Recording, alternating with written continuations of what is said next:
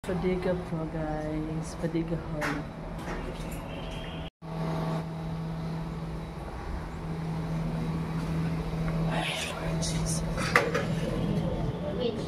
Morning.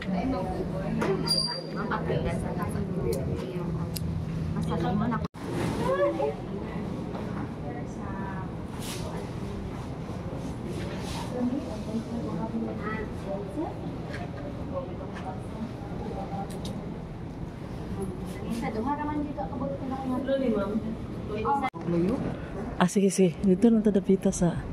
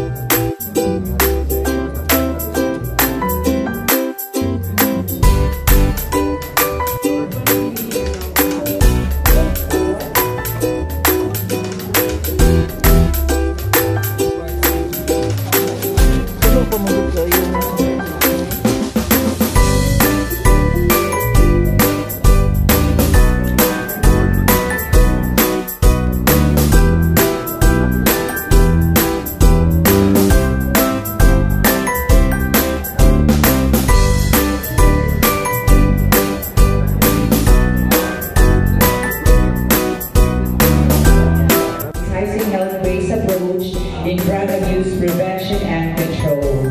Requesting everyone to please stand for the invocation and please remain standing for the Philippine National Anthem.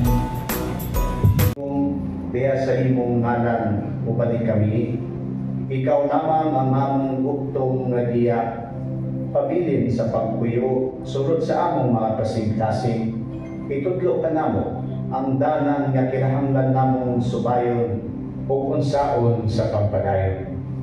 Kami nga maluya o makasasala, ayaw itugot nga kami magpasiugdan kang buhot. Ayaw itugot nga ang kawalay kasayuran pambira ka namo kadto sa sayop inadanan. Ni ang pagka mapihigon mohaylo sa among mga ligo.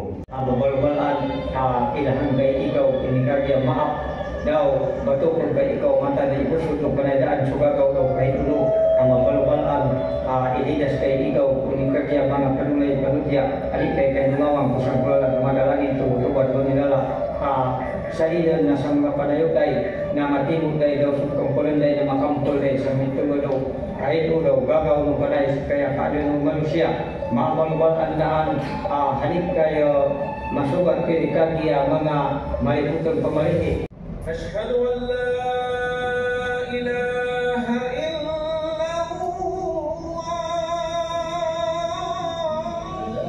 Bismillahirrahmanirrahim. Wa qala rabbukum ud'uni astajib lakum. Amin ya Allah. Ya Allah ya Rahman ya Rahim ya Dzal Jalali wal Ikram. Panginoon kahit na lang. Relay kami kaya Allah. Narelay kami sa mga uksang niya kami. Ya Allah na maapi kami umaapin ka sa mga uksang niya. Sobrang maorit kami ka ang mapapalagay ya Allah.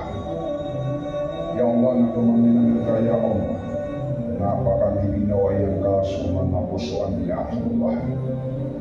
Ya Allah na umpiin ka sa mga na anak niya at Allah. Sinsabihan ka ya Allah inilan City ya Allah.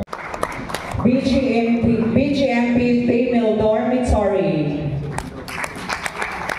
MSU IIT Vice Chancellor for Student Services, Attorney Van Opiniano. Mamstar Construction Representative. BGMP Male Dormitory, Iligan North Lady Eagles Club Region 8, Parole and Probation, Mr. Dito Donald Manulat Jr., and of course, to our Iligan City Drug Sangguniang Panglungsod Office, Iligan City Waterworks System, Office of the City Building Official, Dr. Ardel Padayag of CHO Iligan, DTI representatives, ERPAT CSWD representative, GTLMH, City Information Office, CSWD, City Engineer's Office, CASO, Department of Education, please stand. Dole Region 10, TESDA representative, City Agriculture Office, City Veterinarian Office, and CGSO. Okay, to formally start the program proper, respectfully requesting our City Director from the ILG Iligan to give us her welcoming address. A big round of applause, please. Our Honorable Vice Mayor Alemania, hello sir, and we have several programs, part of our illegal drugs. Never get use it. Never dare to see it, diba? Never dare to hold it.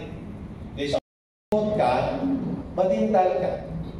So it's your will, diba?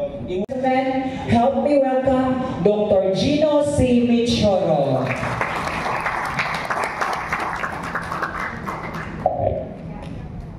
Daghang salamat. Isang napakagandang umaga po sa lahat. Maayong buntag. Very pleasant morning to everybody. Okay, so na-request ang atong secretariat na we will be held our photo ops together with our beloved Vice Mayor. Okay, requesting all our participants, guests, and visitors to have this opportunity to have some photo ops. Please be here in the center stage for the photo opportunity. Together with our resource speaker from DDB, Office of the President. Kita tanan?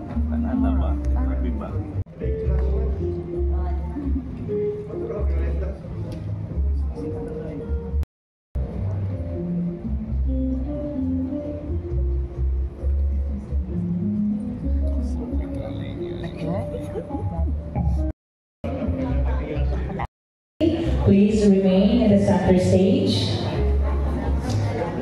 Together with our head of City Anti-Drug.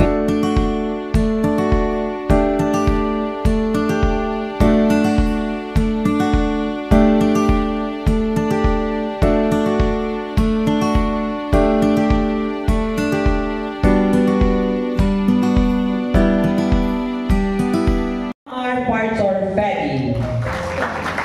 Pastor Petty. Thank you very much for the kind introduction sa ating MC.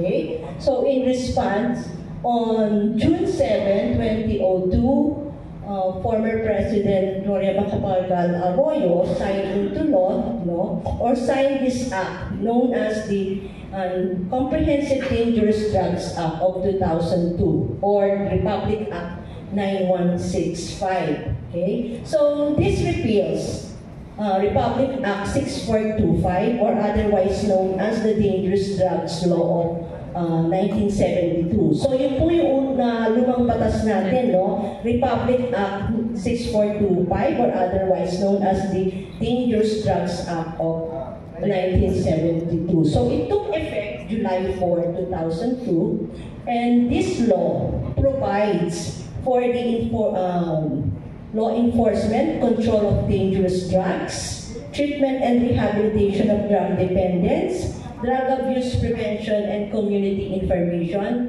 research and statistics. So yun po ang napapaloob dito po sa Comprehensive Dangerous Drugs Act of 2002. Yun ang tanong sa akin.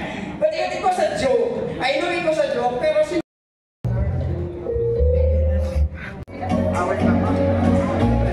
Fatima ay